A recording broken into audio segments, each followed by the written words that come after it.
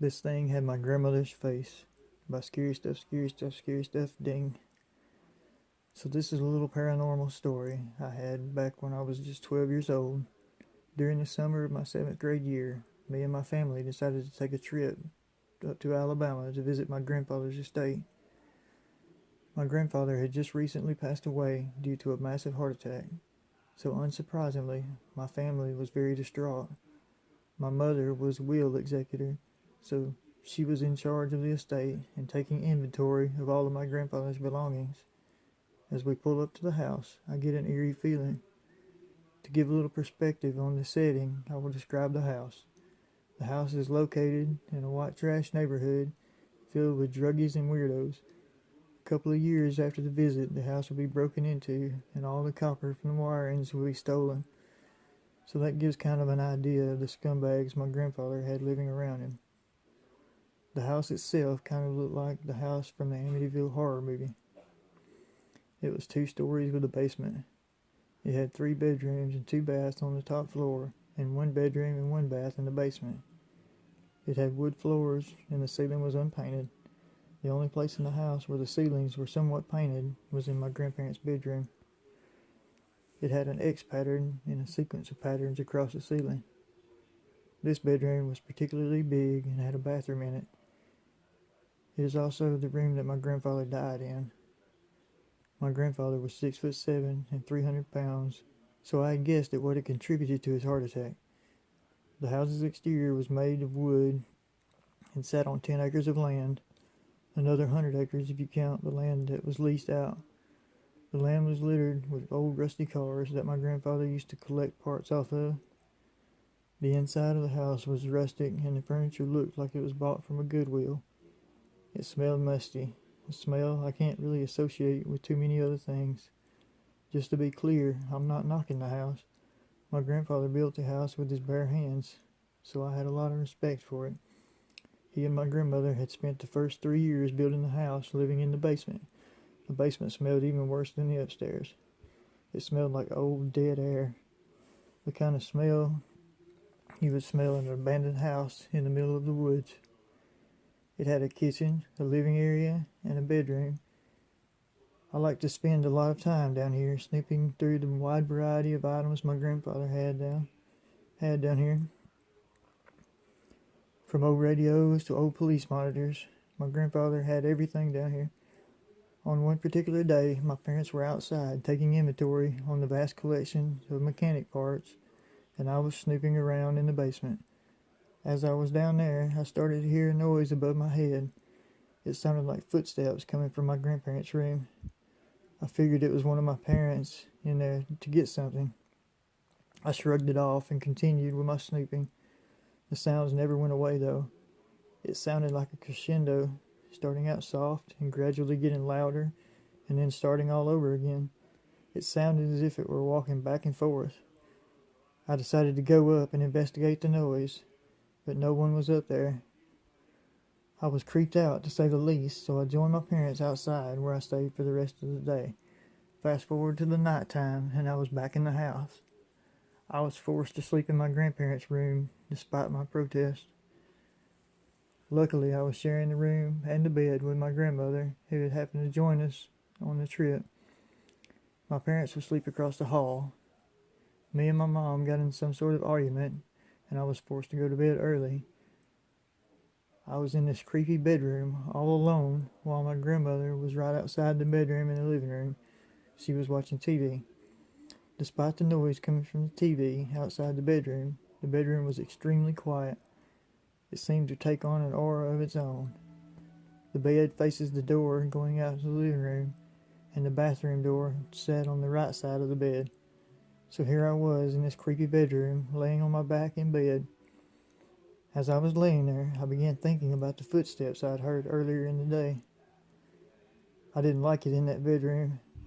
The air inside that room seemed suffocating. As I was laying in the bed, I heard a noise inside the bathroom. I laid there motionless, with my head turned toward the bathroom. My eyes were locked on that closed door. This bathroom wasn't big at all. It was like the size of a storage closet. I will never forget the noise that I was hearing from that bathroom. It sounded like a gargling sound. It sounded like a choking, gargling sound. I really can't explain how scared I was.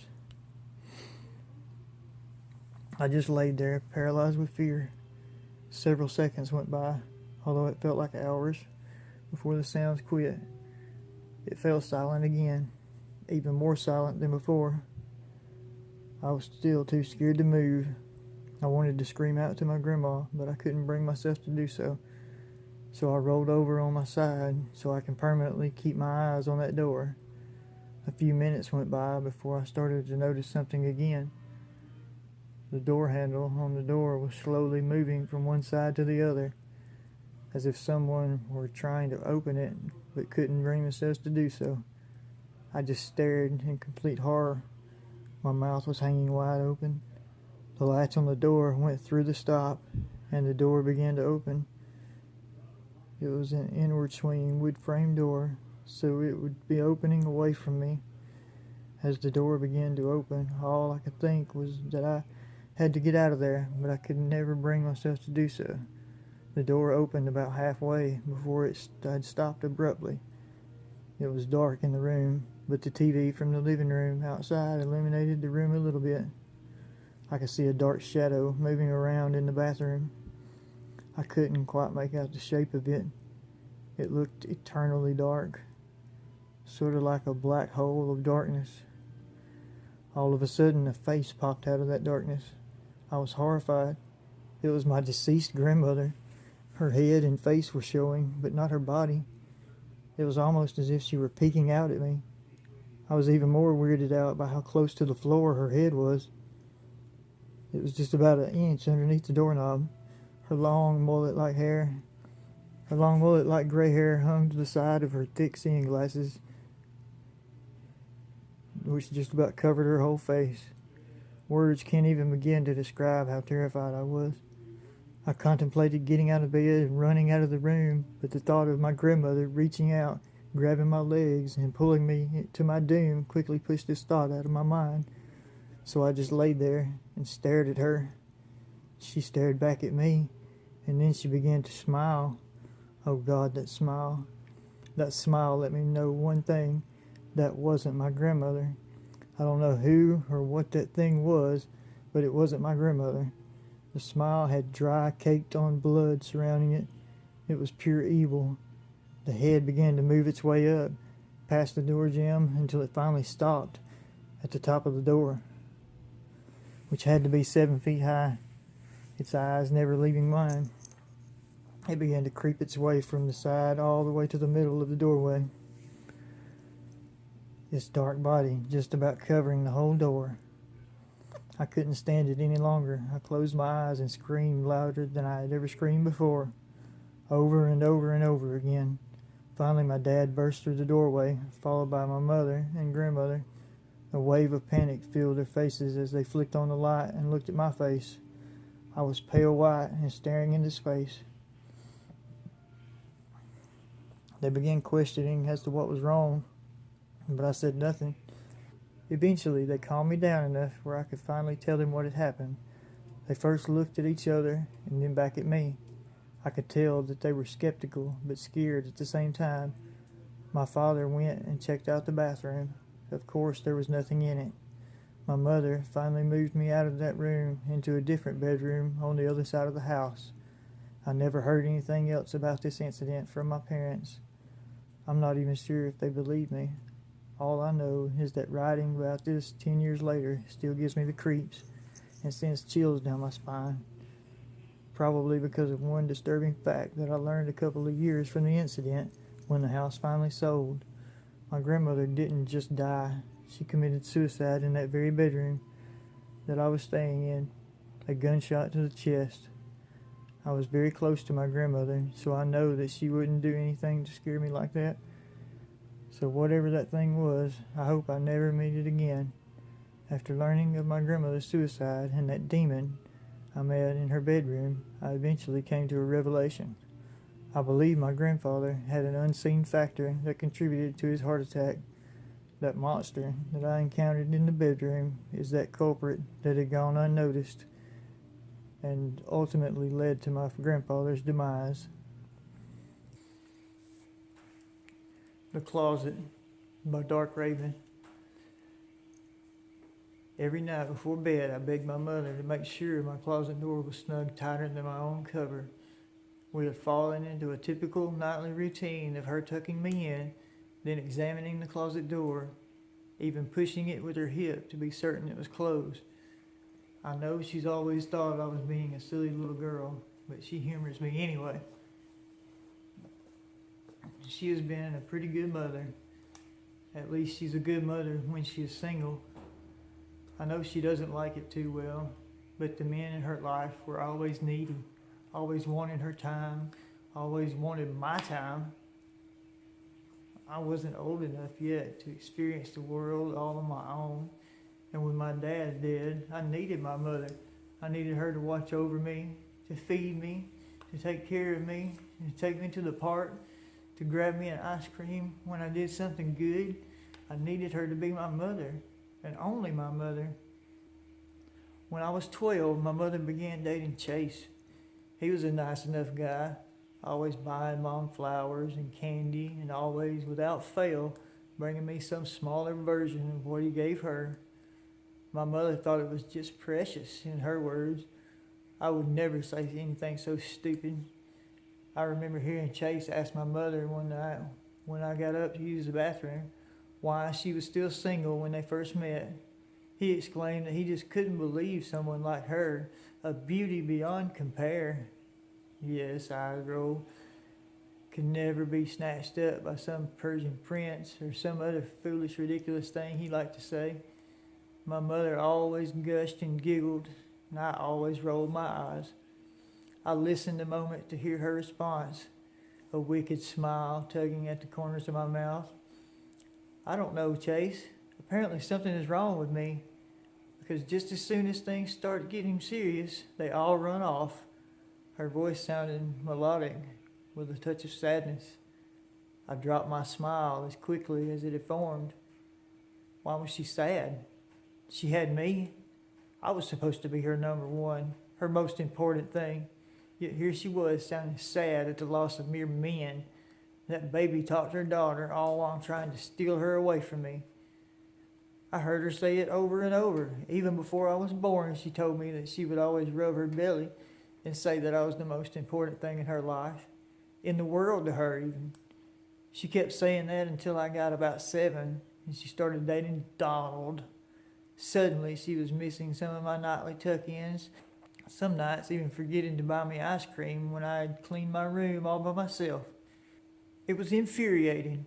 When I would ask her about it, she said, "Of course you're still my favorite thing in the whole world, but I like Donald too." She then went on to say that she was lonely.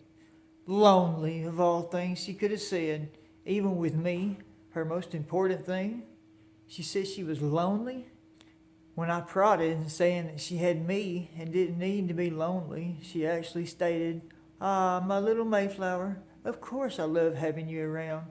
You make everything better. But Mommy needs someone just for her too. Someone who loves her and will take care of her like she does you." I became depressed and stopped eating. I refused to leave my room until my mother came in and told me it would be all right and that she would get rid of Donald and that we could be happy again. But she didn't. She actually got mad at me and told me that I was being childish and selfish. She was the one being selfish. She was the one that was leaving me alone in my room while she had wine on the couch and while she had watched a movie with Donald. And that's when Teddy arrived. I was sitting in my room one night, listening to my mother and Donald laugh and talk while watching some cheesy movie. Donald liked the worst old movies ever. I was imagining how I might get him to go away when I heard it. There was a giggle coming from my closet. I was really scared at first. I'd always worried that there was a monster in my closet. But now I was hearing one for real. I got ready to scream for my mother. Maybe then she would get rid of Donald and spend more time with me again if she knew there was a monster in my closet. But then I heard a raspy voice whisper, Don't scream. I'm your friend. I wasn't sure what to think. There really was a monster in my closet, but he said he was my friend. I'm braver than most children, so I didn't scream. Instead, I watched as the door opened and a big monster man wearing dusty black clothes and an old fishing hat from those stupid movies Donald liked slowly emerged from the darkness. I'm Teddy, the impossibly dirty monster said, raising his head slightly to look at me. I saw only one eye. It was dark and bloodshot. The other one was under an equally dirty eye patch. What happened to your eye? I asked him. His long, faded black coat swiveled against the ground as he shuffled slowly towards me. I'm a pirate, he said blankly. I'm a pirate, he stated blankly. Need one good eye for the dark. I giggled a little at this, and Teddy seemed pleased. Do you live in my closet? I asked him. He glanced around my room silently before saying, No, I come from somewhere else. I'm only here for food. I perked up when I heard this.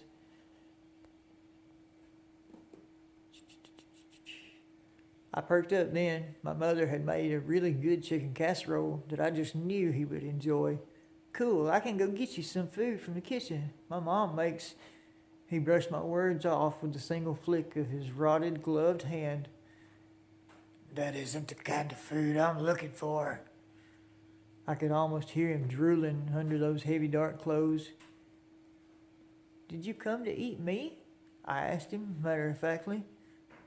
Thought about it, but I like you.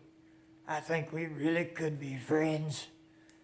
I lit up. I had never had a friend other than my mother. Okay, I squealed. I was incredibly excited to have a friend, to finally have someone to play with and to talk to, and to tell how mean my mom was when Donald was around. A week passed, and Teddy visited me very often. I told him everything, and before long, he didn't like Donald either. He told me to get Donald to come over and watch a movie one night, and he gave me 2 pills, one for my mom's drink and one for Donald's.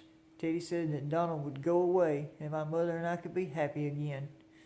I did what Teddy told me to do and was excited to see him when he came out of the closet that night. My mother and Donald had fallen asleep early on the couch. I was a little disappointed when Teddy told me to stay in bed and that we couldn't be talking or playing that night. Teddy told me to roll over, close my eyes, and not to open them until morning.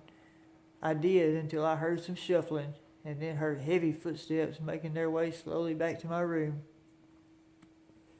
Teddy usually walked quietly, so I slowly rolled over a little and peeked one eye open to see who it was.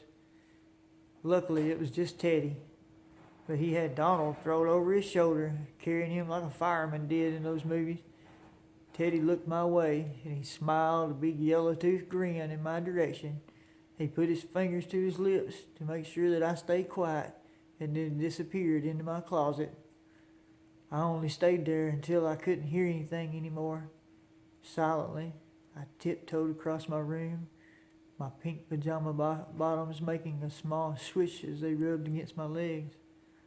I slowly, oh so slowly, opened the closet door. Teddy was gone, and so was Donald. I heard my mother shifting around a little in the other room and darted back to bed. Hours later, my mother came to my room to ask me if I had heard Donald leave. I said no. I lied, sorta. I hadn't heard him leave, but I knew he had, just not in the way that she wanted to know. She seemed a little upset and kept trying to call him. I wasn't surprised when 2 weeks went by and nobody knew anything about Donald. I was surprised, however, at how sad my mother seemed to be. I asked her if she wanted to watch TV or play a game or go get ice cream all the things that we used to do to make us happy. But she said no. My mother moped around for months. She called everyone she knew, everyone that Donald knew, but no one had seen him since the night he left our house. His cousin said that there were some clothes, a sleeping bag, a tent, and a suitcase missing from Donald's house, but other than that, nothing. Donald's car had disappeared with him, and police officers came to our house to ask us questions, and then everything went back to normal. My mom started spending more time with me, and soon Donald was just a thing of the past. I was almost 10 when Sean came into our lives. My mother had sworn off men after Donald took off, and had been the wonderful mother I had always known and loved. Sean, however, kept asking my mother out until she finally said yes and started dating him. I was furious. Sean always wore really ugly clothes. My least favorite was a green Christmas sweater that he wore all year apparently, not just at Christmas. It was the ugliest sweater I've ever seen, and I hated it almost as much as I hated Sean. Teddy still came and talked and played with me at least once a week. He was really happy to see that he had fixed my problem. Then my mother hired Linda to watch me while she went out and had fun with Sean. Once again, I was left behind because of a man in my mother's life. Linda was mean and made me go to my room at 6 and to bed at 7. I didn't like her. Teddy didn't like her much either. My mother came home one night and found me alone. A note from Linda sat on the kitchen table that said, "I can't do this anymore. Where is my life going? I'm sorry." I've never seen my mother so angry in my life. She called Linda's parents, but they hadn't seen her. Everyone started trying to reach her, but couldn't. Linda's car was gone. Her phone and a few of her favorite things were missing as well. The police said it looked like a typical teenage runaway situation, and that was pretty much it for Linda. A year later, after my mom had been bringing Sean over to our house or taking me to his for their date nights, she told me that they were going to get married. My jaw hit my chest, bouncing slightly as I stared at her in disbelief. I didn't know what to say. I was angry, hurt, betrayed. I was being replaced. I stormed off to my room and cried. That night, after my mother actually remembered to tuck me in, Teddy came from the closet and sat on the side of my bed. Teddy always smelled really weird, like he never took a bath and lived with dogs and fish. But I didn't really mind.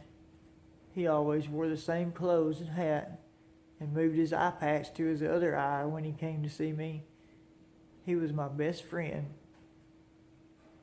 I told Teddy everything, and he said he would make it all better.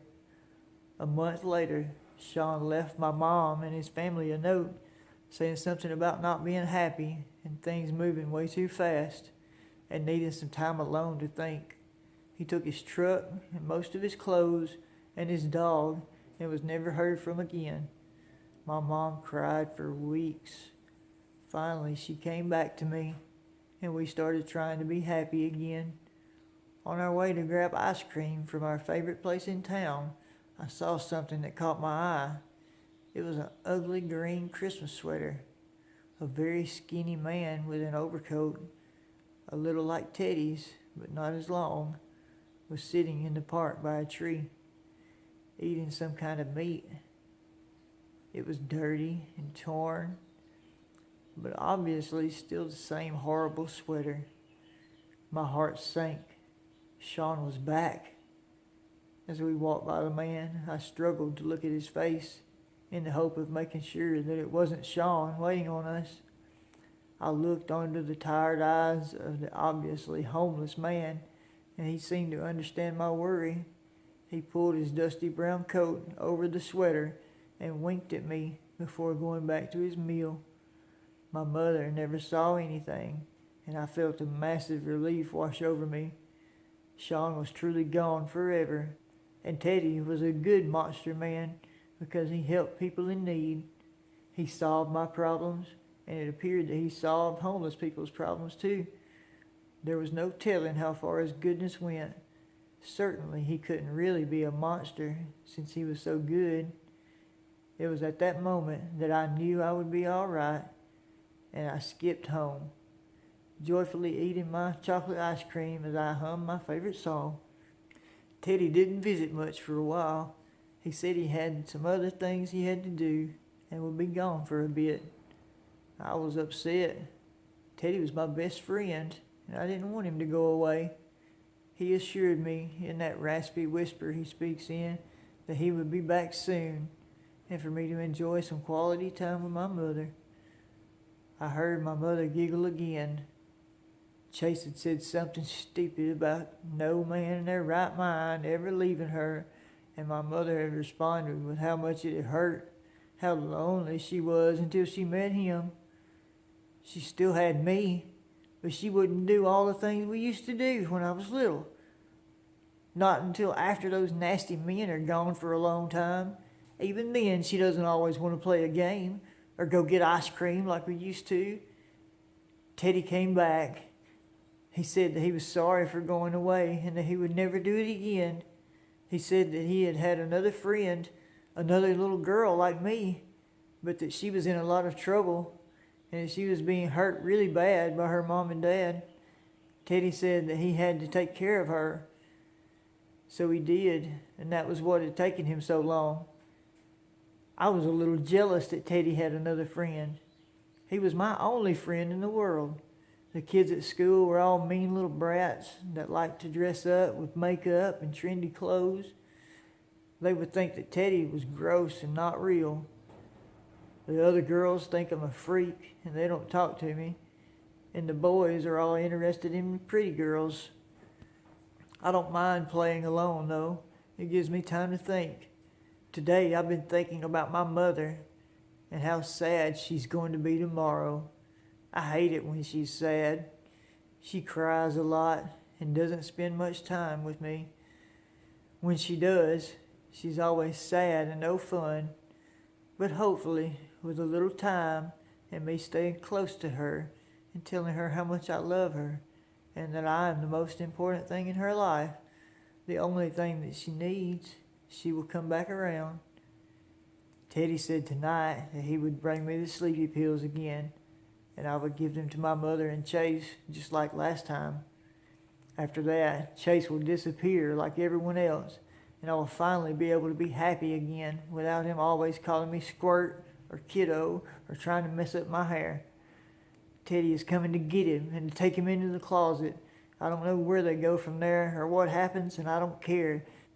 Teddy is my best friend, and I trust him to fix my mother's and my relationship. I just want my mother back. I want the mother that took me out and played with me. The mother that played with my hair while we watched a movie and ate popcorn. I want the mother that pays attention to me when I need it, but she's always different after her men leave her. I just hope I can get her turned back around. I really miss spending most of my time with her and the rest with Teddy. I know she wouldn't like Teddy because he smells bad, he dresses weird, and takes people away. I wish they could be friends too, but my mother has a certain type she looks for, and Teddy's thick, filthy beard would repulse her immediately. I'm really starting to think that I should have tripped her down the stairs instead of my dad. Killer Forest by Derpy Cupcake 234. This happened when I was 11 years old, which I'm now 13 and still remember clear as day. I basically lived in the middle of nowhere, so I didn't have many friends. There was this huge forest though, so I would play in that. One day I went to go play. Now it was almost around 6:30, so it was kind of dark. Now let me mention I lived in Wisconsin at the time. I went deep into the forest and everything was good until 7 rolled around. Now I was used to hearing weird noises in the woods, but nothing like this. I heard this awful scream, not human-like either. It was so demon-like it scared me. I was a curious little girl, so of course I went to investigate. I got about maybe half a mile in when I saw this non-human-like creature perched in a tree. Now instead of running for my life, I froze in shock and fear, and before I knew it, that thing, that awful, smelly thing, was right behind me. I just wanted to scream for help, but I didn't. I didn't know what that creature could do to me, so I stood there like a rock, hoping it would leave. It screamed again, but even worse than the first time, and I felt like I was going to go deaf. Eventually, after minutes of that thing staring at me, it flew, and I mean flew, up to its tree. I stood there looking at it for what felt like hours. Now I was going to whip out my phone and try to blind it with the flash so I could make a run for it, and that's what I did. Now, did I mention I was a little chubby for my age, so I couldn't run so fast? And that sucked, because that creature jumped and ran after me through those woods. I felt the world spinning around me as I screamed for help. That creature caught up with me eventually, and I felt like my life was over. I made a dash for the bushes, hoping to be able to hide in one, which I did. Now I waited for at least half an hour, thinking he was gone, so I made a dash to the back door, hoping that it wasn't behind me. Instead, there he was, perched on our air conditioner. I told my parents that very night, and they called me crazy, but I know what I saw, and I'm never going into those woods again. Monsters are real, and I don't know what that creature was, but who knows what he would have done to me if he'd got his hands on me. So creature, let's not meet again.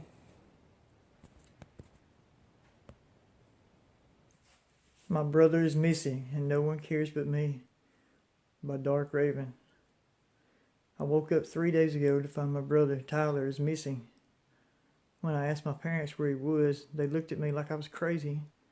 I thought they were insane or just playing some kind of sick prank on me.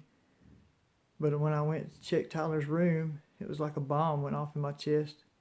The room, which normally had a bed, a dresser, a nightstand, a million posters of bikini-clad girls, surfers, baseball players, and hard rock bands all over the wall, and a closet full of clothes in the floor, was a sewing machine room. My mom always used to say that she wanted a room for her sewing. She makes quilts and handmade clothing and sells them, but we never had enough room in our house to give one up. She usually used the office that she and Dad shared, but now here was this sewing machine along the far wall by the windows, and quilts covering the walls. Where Ty's bed used to be was a long table holding more quilts, and the closet neatly held all the clothes Mom either had finished or was working on. I went back to my parents and asked them with tears in my eyes if they were playing a prank on me. They said that they were not, and they looked at me in a very worried way. I was afraid they were going to think I really had gone crazy. So I accepted my dad's offer of having had a bad dream and went to my room to sort through some of my pictures. Ty wasn't in any of them, even though he had been just the night before. I know because I had just taken some. I walked casually around the house, not trying to stir suspicion, and looked through all the family photos lining the walls.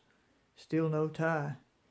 If this was a prank, it was an elaborate one, I thought. But what would the point have been? It's now been 3 full days, and still nobody I know seems to know Tyler or remember me even having a sibling. This is a nightmare. Me and Ty fight, or fought, I guess, a lot, like all brothers and sisters do. But he's also always been there for me. He punched Silas Wharton in the face for me in the 6th grade when he wouldn't stop making creepy sexual advances at me. I was in the 6th grade. Silas was in the 12th, mind you. He let me come into his room and play video games with him when Mom and Dad were fighting. He even drove me to school after he got his license and didn't worry about not looking cool.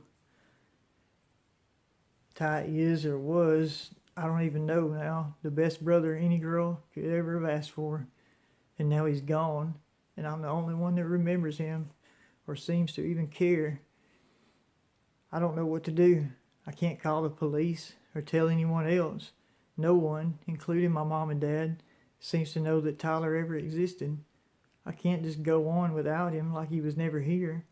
I'm not crazy, and I hadn't just had a bad dream. I remember Ty. I remember his friends that don't remember him, but I wouldn't know them otherwise. They're in much higher grades than me, yet I know all kinds of things about them. I know his teachers, his grades, his favorite food. It was tacos. I even remember the color of his comforter. Tyler was not a figment of my imagination. He was my brother, and he existed.